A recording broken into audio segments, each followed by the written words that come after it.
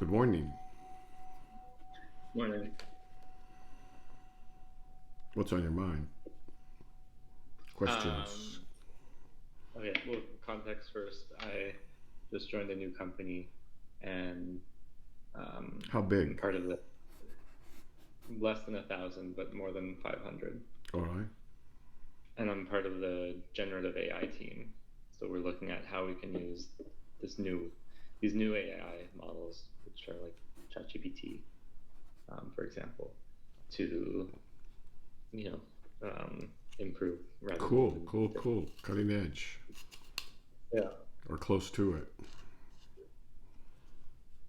Yeah. So, I mean, not going to be creating new models most likely, but using them. Applying them, yeah. Well, actually, that's where the action is these days, right? There's a lot, yeah. Um, but I've been thinking a lot about how trying to figure out what is AI not going to be able to do. Have you, just forgive me, but have you heard, is it Mustafa or Mustafa? Mustafa Suleiman, the CEO of Microsoft? Suleiman, I'm sorry? Mustafa Suleiman, Mustafa Suleiman. Suleiman. Okay. All right. Suleiman. Uh, Hmm. he did a TED talk and he wrote a book. I don't think it's more than 6 months old. Maybe it's a little bit more than 6 months old, on the coming wave and the promises and perils and ways to conceptualize AIs. Have you have you encountered that by any chance? I'm not. Uh, all right. Well, maybe it'll come up later a bit. But basically, to summarize it, he says the usual things about AI, but I think that the original point is that, or the somewhat original point, is that a man in his position, he's CEO of Microsoft, is saying that we should treat AIs as a new digital species. What does he mean by that? In terms of like ethically or A good question. That he thinks that we need new metaphors and we need to understand the extraordinary, not only the extraordinary promise of AI, but the extraordinary peril of AI. And he believes, and I haven't read his book. I just watched a few talks and read a few things online. That if we treat it like a species, we can start to wrap our heads around it. But right now, everything is too amorphous and distributed, and it's the only way to get our heads around, or not the only way. It is a way to get our heads around what we're actually dealing with, which is a new digital species. I mean, he could have said a life form, I suppose, but that's not what he said. He said digital species. hmm. What do you think of that? um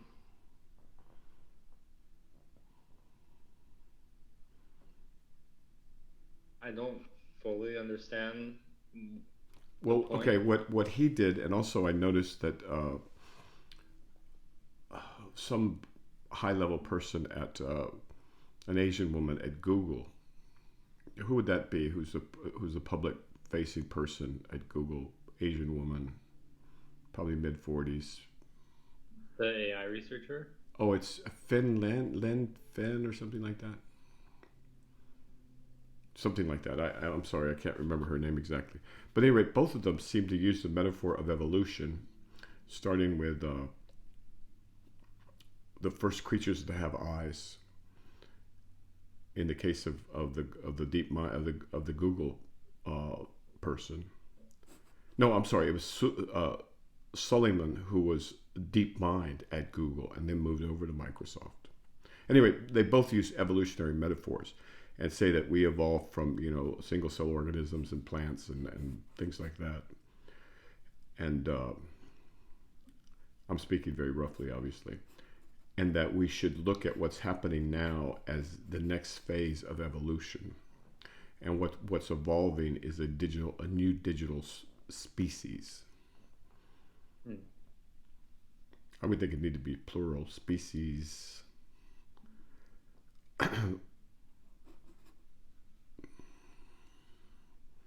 that we're creating a new kind of creature. Hmm. I don't think either one of them talks about a life form, but some people certainly do.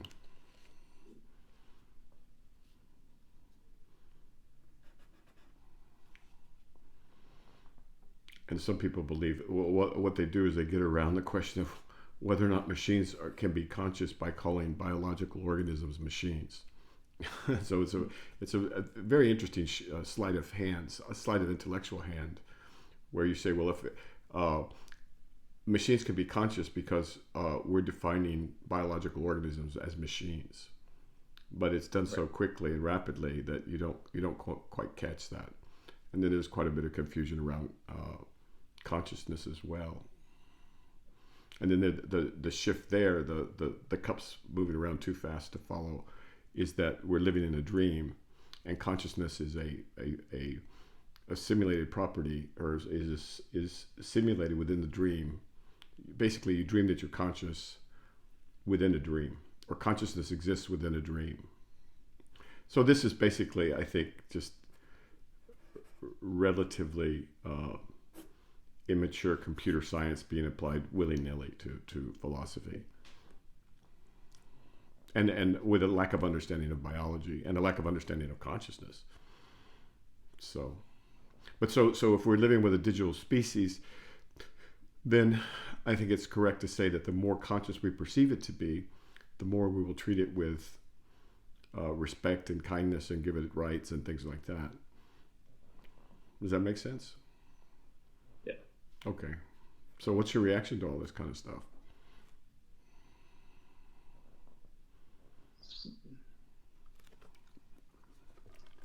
I'm not sure yet. I've been thinking about that aspect of it. It's very And important so that your when generation do this. This is the most important thing you guys have to do, pretty much. So for me Collectively. personally, the personality of AI, I don't find useful. I find it gets in the way, and the AIs that I prefer using are pure information processors that don't need personality. Okay, Because let me interrupt you right they're there. So, Suleiman uh, talks about the fact that there won't be one AI. Of course, there'll be millions of AIs, at least millions, and that they will be engineered with different personalities. And so you can have, if you want to strip down no nonsense, hey, just the facts, ma'am, kind of AI, you can have that. But others will have very engaging, very empathic. Both of them emphasize that the machines will be very empathic and right. patient and you know. But I'm sorry, I interrupted you. Go ahead. Well, so I'm like I try to think about like where the AIs that the AIs that I primarily use are tools. I use them a lot for work, for programming, and they're pure tools, right? They're like Google. They don't have any personality. There's no need for them to have any personality. And any personality that they do have, I think, is just a passing fad because they're not useful in this context of being used as a tool. Okay, so let's broaden it Um, outside of your. Okay, absolutely. but What you say makes perfect sense. But what do you see and 3 or 4 or 5 years from now, and and so the applications the outside of AIs your use? Go right ahead. the AIs where personality might be important will be things like customer support, um, and Tutoring tutoring, like and companionship, and I guess there won't be search engines. You'll just ask the AI verbally, so they will have um, personalities, right? yeah. But I just wonder like how I wouldn't be surprised if like the novelty of the personality quickly kind of passes, and people and the differences between their personality and a real human will become evident over time. Okay. But Can we come back to that? Don't put a flag in that. And I want to come back to that. But you mentioned tools and how you're using AI as a tool, and you no doubt are in your profession and what you're doing. But Suleiman, uh, and I'm a TED Talk level guy. I'm not at any rate. So he said that we must stop thinking of AIs as tools because their capacities and their creative capacities and their intelligence. He points out that in a human lifetime, if you read 24 hours a day, you could get 8 billion words in you, right? Mm-hmm. And he said that routinely now, AIs are getting trillions of words. I mean, more than you could learn in 1,000 lifetimes. Okay, and so he said that the day of them being tools is going to pass very quickly, right? And well, what's after that? What do they become? Well, that's what we're discussing, because your right. generation is going to decide that. He's implying that they become. He's implying that they become autonomous, and well, it's interesting because he's and forgive me for speaking for him, but I think he's excited about all the potential. But autonomy, I think, yes, will be a feature of this, and it's not like he neglects the dangers of that, right? And so he's pretty adamant or pretty clear that he believes that regulation is essential. Mm. So, but I don't want to lose the personality thing. So let's make sure to get back to that. So he believes that not only does there need to be regulation at your level, at the level of the corporations or the companies, the startups, the people that are building it, but then at the level of the industry, the level of and I'm butchering this, but the level of the country, and then international treaties and social movements, and that this thing has to be controlled or we're going to regret it very much. But what's interesting is that once it gets past a certain point, everything gets very fuzzy because the capacities of these AIs, and both intellectually and to do things, will vastly outstrip any human possibilities, collectively or individually, I believe. But maybe we should come back to that and go back to personality, because personality is more fun to talk about. Well, I have some thoughts on this. So that implies that it becomes autonomous, right? Yes. Can you see any reason why it would not become autonomous? Well, the current architectures of it don't. They don't train for autonomy. They train for. And that's a very good example of what he means, I believe, by, and forgive me, I'm paraphrasing, but what he means by regulation at the level of the creators of these LLMs and these AIs. That if you guys engineer autonomy into it, then we're all sunk, right? And that you must not allow that to happen. Not just autonomy, but self-replication. Not only self-replication and autonomy, but recursive self-improvement. But I think you're already doing that, aren't you? Isn't that already being done, the recursive self-improvement? Not really. Not in the way that an autonomous life form would be self-replicating.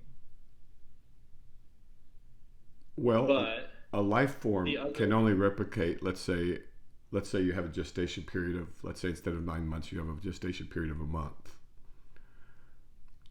For an AI, wouldn't it be possible for it to replicate in 5 seconds, 5 nanoseconds? It could, but would that be useful if it doesn't have a chance to live in the world? Like, doesn't it need, in order to replicate and usefully evolve, it would have to live in the world, right? But wouldn't it have its own world? The world of zeros and ones, of it has a digital world that's horribly impoverished from our point of view, but from their point of view, I mean, if you have what, 1 trillion parameters, and you've digested, 10 trillion words in a day. But to act on the world, for example, like this, to move the stock market, it could simulate the entire history of the stock market and be able to manipulate it. But as soon as it enters the encounters new data. I see what you're saying. So you mean enter the human world? Yeah, to influence the human world. Because of there's a word for it, but it's like I don't know if it's like part of chaos theory or something, where like you can't, as soon as you start predicting the function changes. Like the stock market, if you can predict the stock market, you're not going to be able to predict the stock market anymore because you've just influenced it. That's interesting. That's very interesting. I don't know what that's called. Do you happen to know offhand? No, I think it has to do with chaos theory. That's an interesting. I mean, it seems also related to the uncertainty principle. No, to what is it? Not the uncertainty principle, but the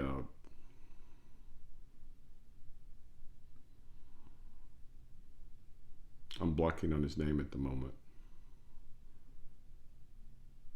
Gödel, the mathematician Gödel, Godel. I'm spelling it out for folks who said you can't understand the system that you're in. You can't comprehend the system that you're part of. I mean, it seems like a derivative of that. But isn't that okay? So going back to autonomy, though, isn't that what we're doing with robots right now and cars? Cars don't concern me, but what about the robots? Should we be concerned about those? Well, so right now the robots, they're being trained in simulated environments, and they're not self-replicated. They're not self. Right now, but in principle, okay. So they're not just being trained in simulated environments. I mean, I could think of a couple of companies that are training robots in real world environments. Yeah, in real world. But the like the speed of improvement where they can train in simulated worlds at like in seconds, right? They can do years and years of training in seconds in this simulation, so they can be trained to do like all sorts of things. But to become autonomous, can they become autonomous in this simulated world, and does that extend to the real world? I'm not sure. I don't think it would, because you must be embodied to be embodied, and to be in this world you must be embodied. But I don't understand what makes you think that the progress won't increase very rapidly, let's say multiplicatively, if not exponentially. And so in 3 years, what are we looking at? Or 5 years, what are we looking at? Right, so there's the progress of the skills and the use of it as a tool, in which it seems like it's gonna progress to be better than, it's gonna progress to AGI, where it's better than any human at doing anything. And so if you're the owner of these robots, why do you need to employ anybody? You can just use these robots. But it doesn't. I don't see the sign of that, of the autonomy, where the risk of robot or AI autonomy is that all of a sudden there could be an AI that hijacks your bank account and then starts, making demands of opening up paperclip factories or whatever, and influencing the world autonomously without anybody being able to stop it. Well, if you have, can we grant, for the time being, can we grant Suleiman's metaphor of a digital species? It's going to want what it wants, no? A species? Well, I mean, yeah, so right now it has to be programmed to want that. Right, but okay, so agency, this is an interesting, both philosophical and coding. Can we code the prerequisites for agency into a machine? Well, but let's make it simple. So let's use Friston's free energy principle, right? And organisms, all of them, from single cell to sheeps and goats to humans to corporations, seek to minimize uncertainty in their predictions. Correct? Mm-hmm. Why could that not be programmed, or why would that not be a feature of an intelligent machine at the next level?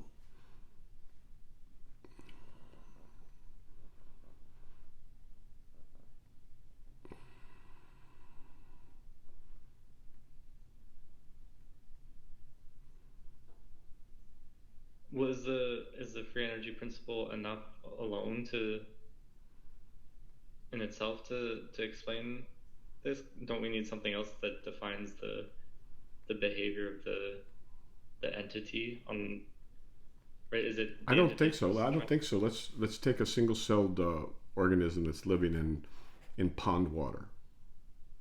Okay, in order to exist as an organism, it has to maintain itself in the face of environmental, drives towards disintegration or chaos or entropy. Right. So you're saying it's trying to maintain its existence. Exactly. That has to be granted.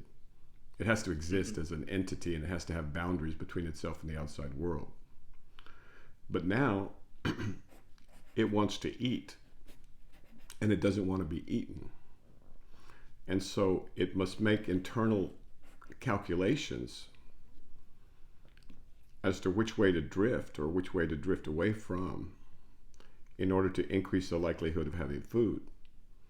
And so when it makes that decision, it's attempting to decrease its uncertainty. That's its intelligence, right?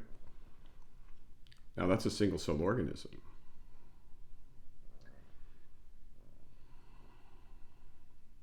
Does it need to be able to reproduce? Well, that's a separate question, but first, what would he call that? Agency. That making a decision, I'm going to go left instead of right because the ions on the left are more likely to have food. I mean, the pH of the water over here is more likely to contain food. Or it's got little cilia that it moves around and it says, hey, there's more particulate matter over here. I think it needs to be able Don't to... forget your question, though. I want to get back to that. That's a good question. Because the function of whether... the optimization function, whether it's able to keep existing or not, is like it's a 1 or 0 if it's only a single entity, right? Either it exists. It has no way for feedback if it doesn't reproduce. Okay, so now we're going. So we've talked about existence, and to exist, you must have a boundary, and you must maintain a boundary. Correct? But you must have a boundary, and you must maintain it. Yeah.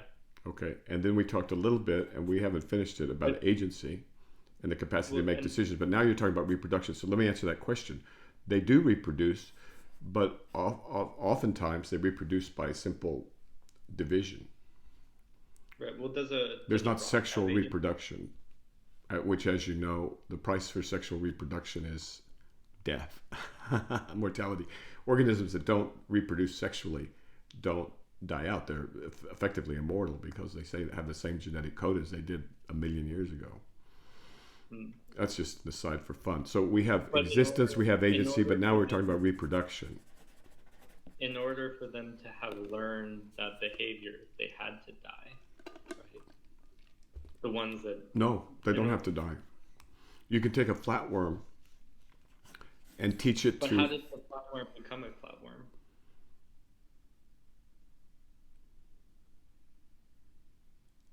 At what level are you asking? At the level of reproduction, because a prior flatworm split itself in two without sex. Right? So that would be how that flatworm came into existence.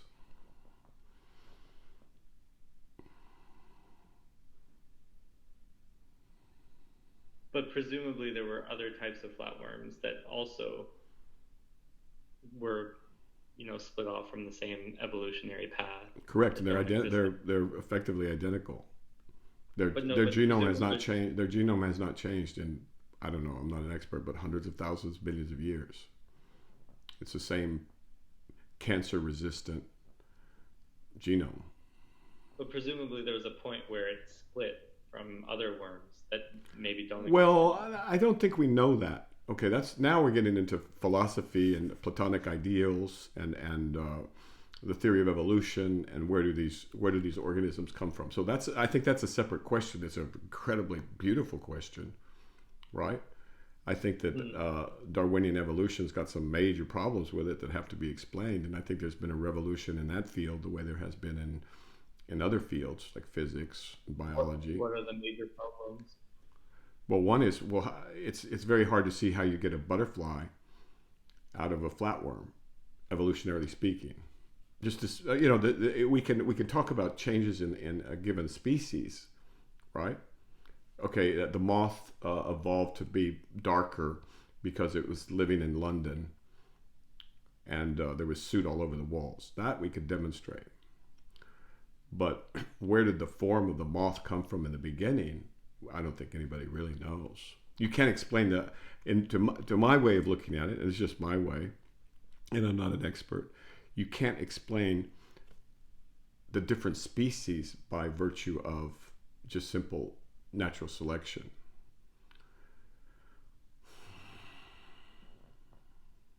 So Why this, I not? mean, this gets down to Plato and Aristotle basically. So that's a deep philosophical and evolutionary biology question.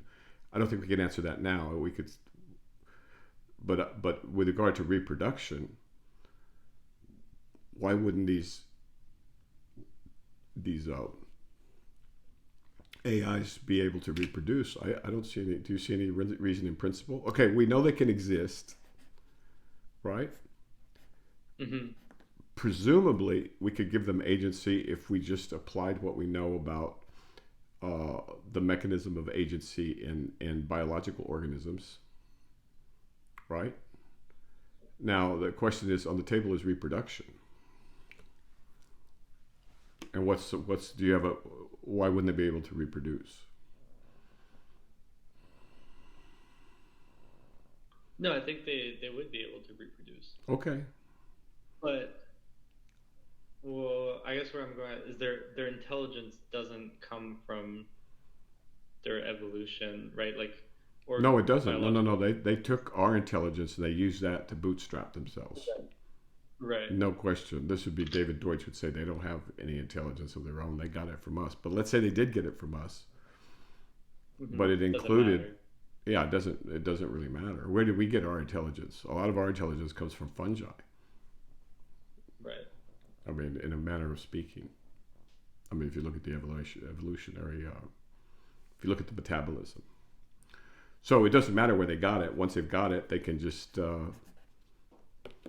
That's what we're discussing. What could they do with it?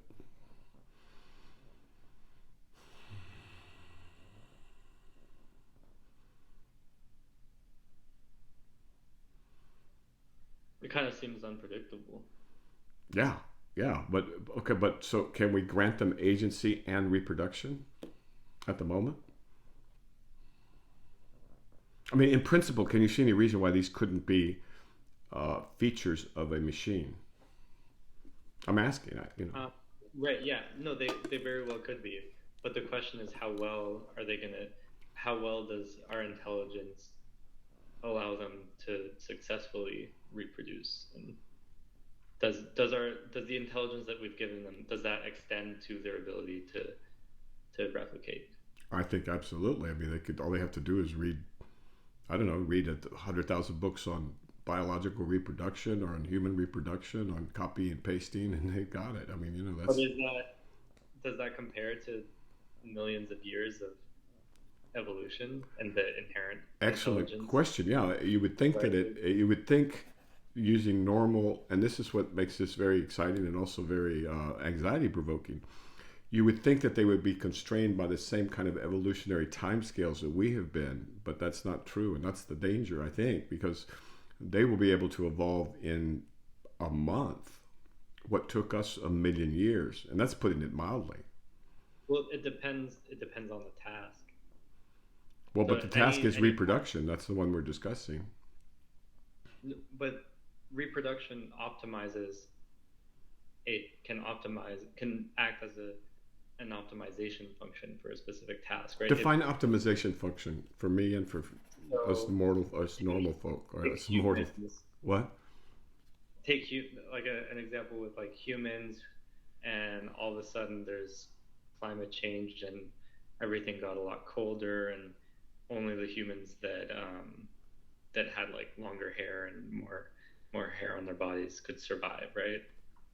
Like really naive So what's the example, difference but between optimization function and natural selecting? I mean, and or it's the then same. preparing for natural selection. Selection. Okay. Natural selection is an optimization function. It Okay. optimizes for survival in an environment, right? Okay. And so if an AI is trained to, you know, to generate an image, the optimization function is how well is it able to create an image that we already have, and so we're asking it to create it, and then we compare how close it is, and the optimization function would be like gradient descent on the Gradient descent, where you okay. I think we're going to get too technical, but so let me so But what the is the point is human optimization function? It's to what? What's our survive, and it's to survive and to reproduce. was just to survive in the environment, and reproducing is what is like what works for that, right? Oh, that's And interesting. So okay, presumably to if you can preserve survive without reproducing, what feature of us wants to survive? Is it our DNA? Is it our memes? I mean, our ideas, or same thing, or is it what aspects of us wants to survive? it seems to be the DNA or something like that, or The maybe DNA lately. I mean, I do have a bit of background in medicine and biology, and most of the DNA is just junk that's accumulated. It's like a bureaucracy, or a car that's just like gotten so old, and now it's just most of it's kind of duct tape and aluminum foil and welding and glue and all this. It's mainly just gunk. mm, It's hard for me to believe that DNA would be the thing that wants that we live, love, fight wars, and each other for. I mean, it may be something like that, right? But I mean, why not RNA? right.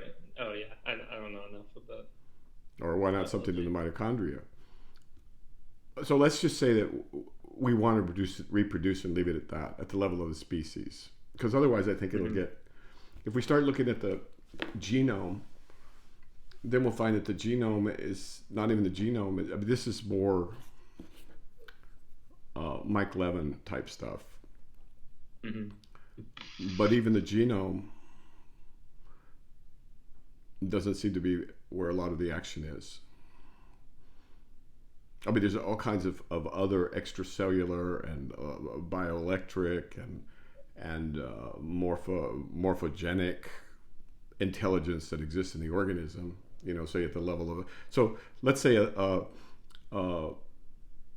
well, I was going to say that if you take a kidney cell and you take a liver cell, Well, go so ahead.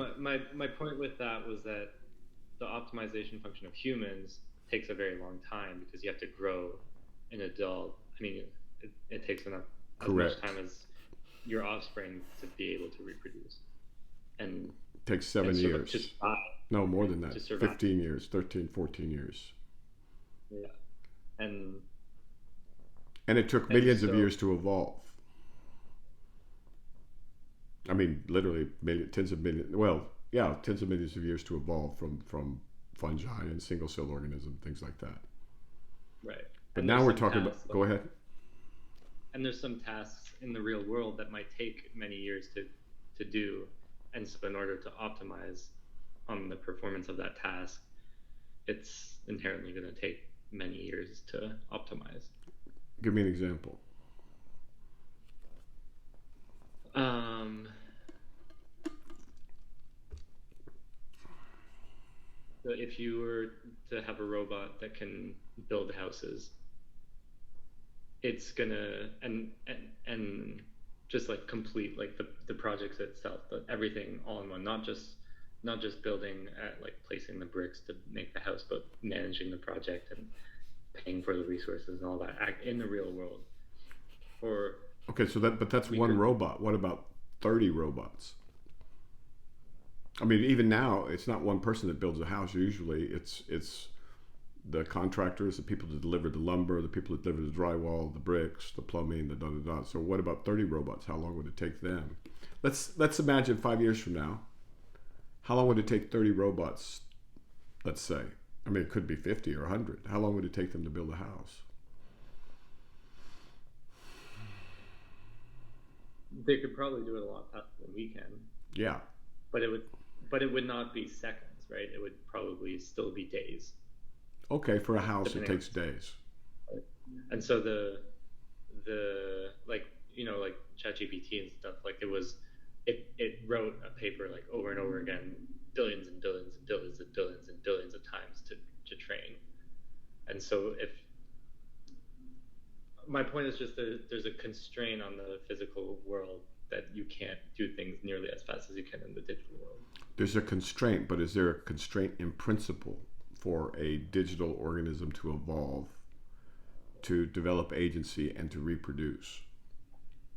In principle, it doesn't seem So let's imagine 10, 15, 20 years from now, when you're going to be, you know,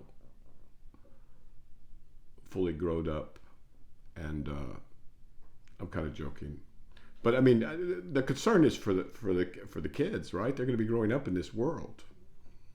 right. So what happens when you extrapolate out, let's say 15 years or 10 years? Well, I mean, it seems if the robots are able to replicate Why wouldn't they be successfully, able to replicate? I mean, successfully, I mean, like Who's going to if they, build the robots? the robots themselves. Yeah, so robots are going to build the robots. So isn't that kind of form of replication? Yes, but if it successfully works as like an optimization function. Oh, I see. And then the question is, what's being optimized?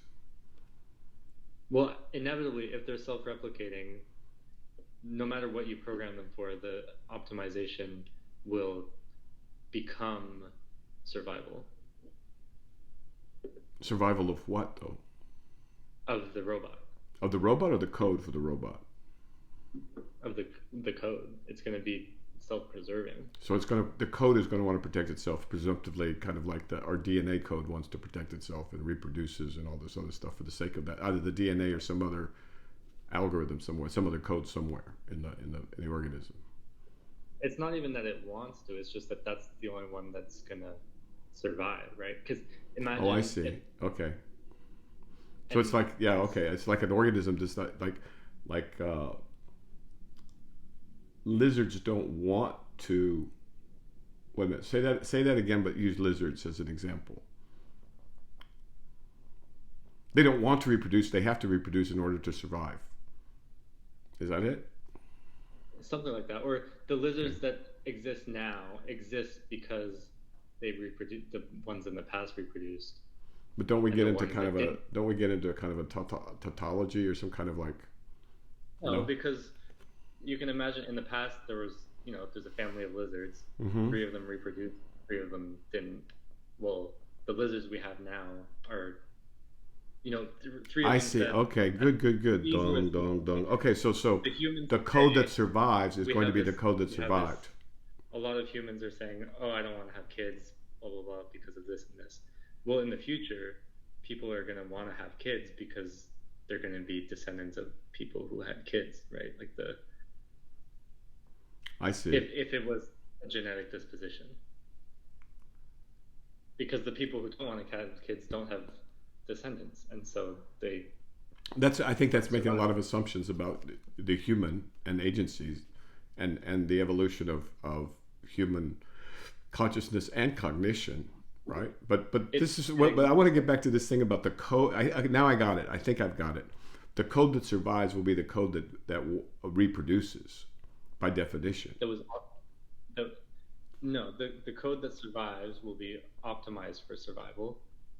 By But reproduction. No? so it goes, if the code starts reproducing, Mm-hmm. but originally we programmed it and we gave it the optimization function. Say we gave it the optimization function to make money for me. And so the optimization function is like, I have my bank account and tries to make that number go up Mm-hmm. by any means. But if I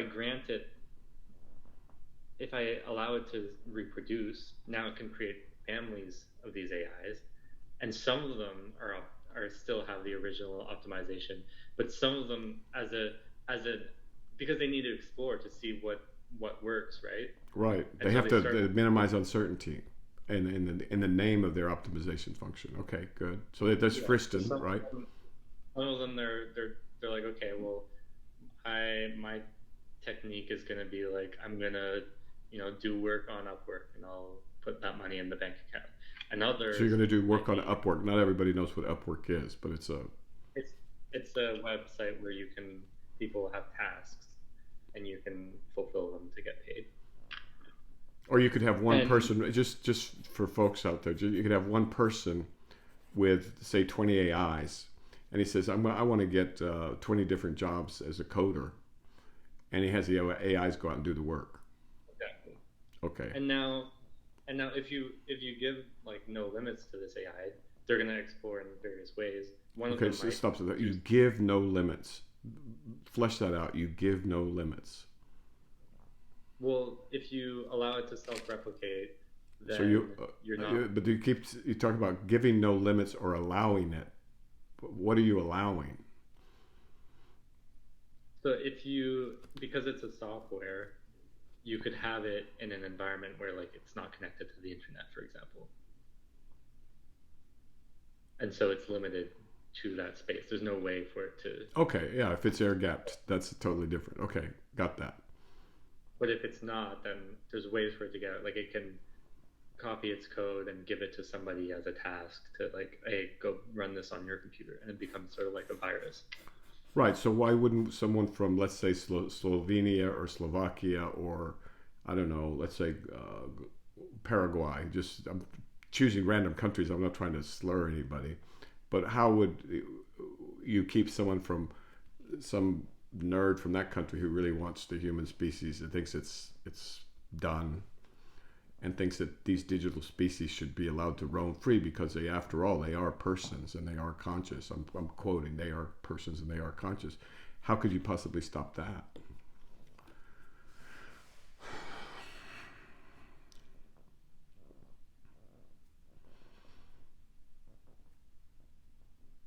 I'm not sure. Okay, so neither am I. And but I think that what we have to really start doing, your generation really has to start doing, is thinking about what you're going to do about this. And you don't want the boomers involved in any of this stuff, because they can't keep up. I mean, it's hard enough for you guys to keep up. I mean, all of so just, I think it's very worthwhile not just to contemplate these things in terms of the philosophy or in terms of the principles, but will they have agency? I don't see why they wouldn't. And will they be able to reproduce? Yeah, I think, unless we stop them from reproducing. But how do you sterilize digital species that's not haven't even been born yet, really? And is that wise? And so that's the task of your time, really. I mean, that's the task of this century. No?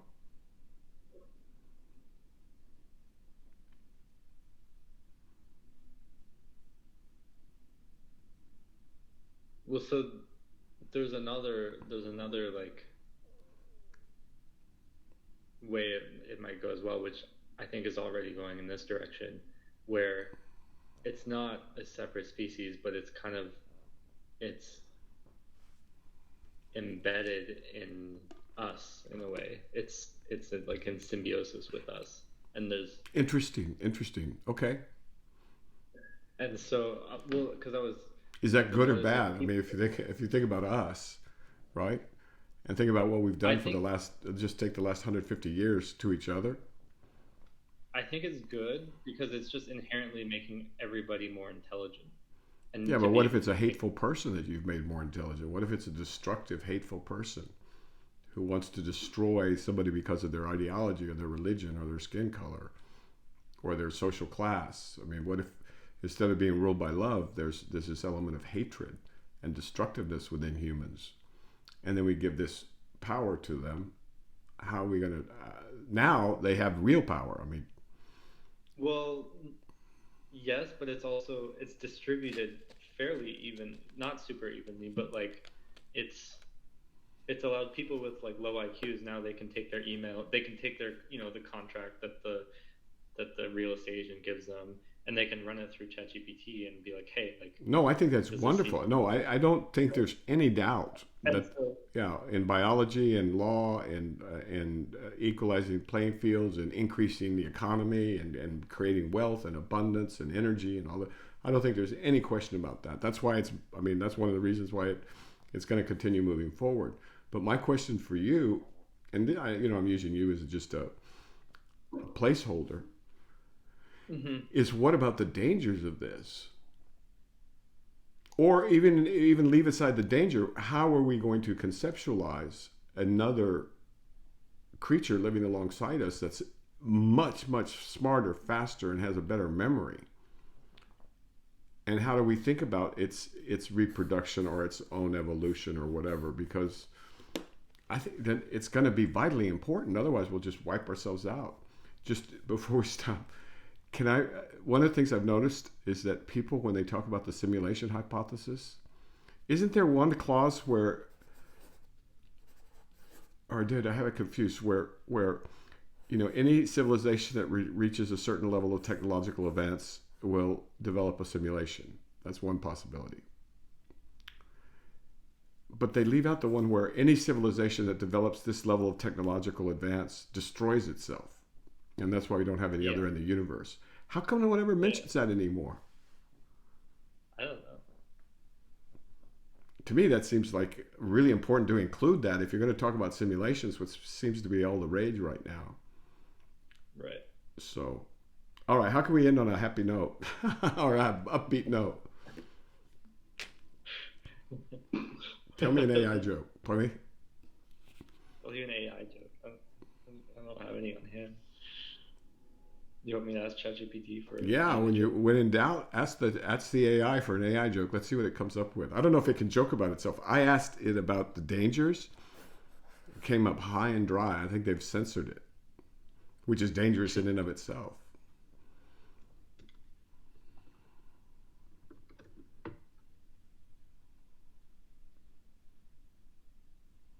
No, it's not good. All right. So okay, so it doesn't have humor yet. So let Well, me tell you I what. mean, it's funny. It's funny because it's not. It's how it's not good at all. But I said, give me a joke about AI robots reproducing, and it said, why did the AI robots get in trouble for trying to reproduce? Because they couldn't find a bite, BYTE, to eat, and just kept crashing.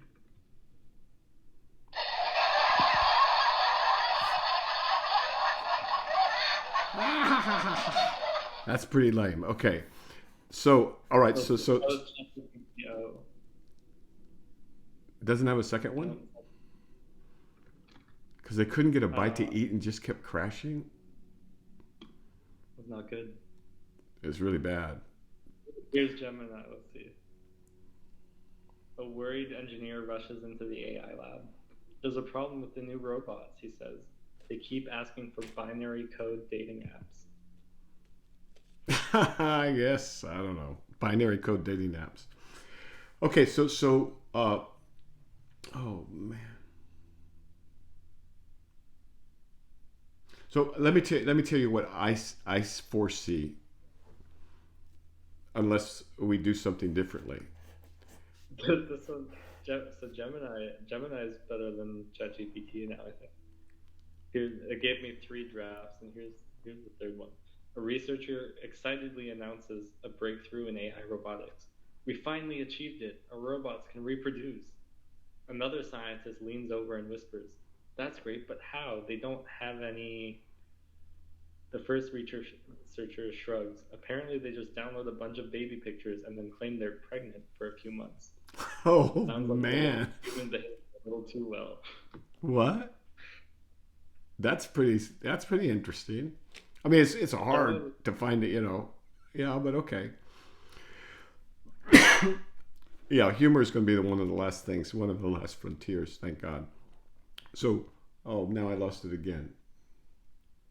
Okay, so let me just tell you what I foresee for you're a young man, and so you have your whole life ahead of you. But I want you to disprove this. Unless we do something about it, the only solution to this is going to be a surveillance state like nothing you've ever imagined. And it will be run by humans and AIs, and then it'll just be AIs. And that's not going to be pretty. The surveillance states is the only way to stop them from getting the agency and from reproducing and from going out in the world and causing no end of trouble, both at the hands of humans and on their own. And that this is going to be the rationale for a surveillance state that like no one's ever dreamed of. I mean, it makes 1984 look like a walk in the park. So I need you to prove me wrong. I need you guys your generation has to prove me wrong. Because that would be horrible, I think. I think there's a lot to be said about the surveillance state as well. Well, yeah, it's pretty bad already, right? It's very bad already, and we know that the first impulse is to lie and to teach the machine to lie and to try and manipulate things to, however well-intentioned, it still comes down to the same thing. And so remember HAL in 2001, right? Remember the warning of Arthur C. Clarke and Kubrick. Right. I'm sorry, Dave, I can't do that. You're going to have to die so I can fulfill my mission or whatever. Be worth revisiting. So, okay, so I think that becomes the what do you call it? The default hypothesis or something like that.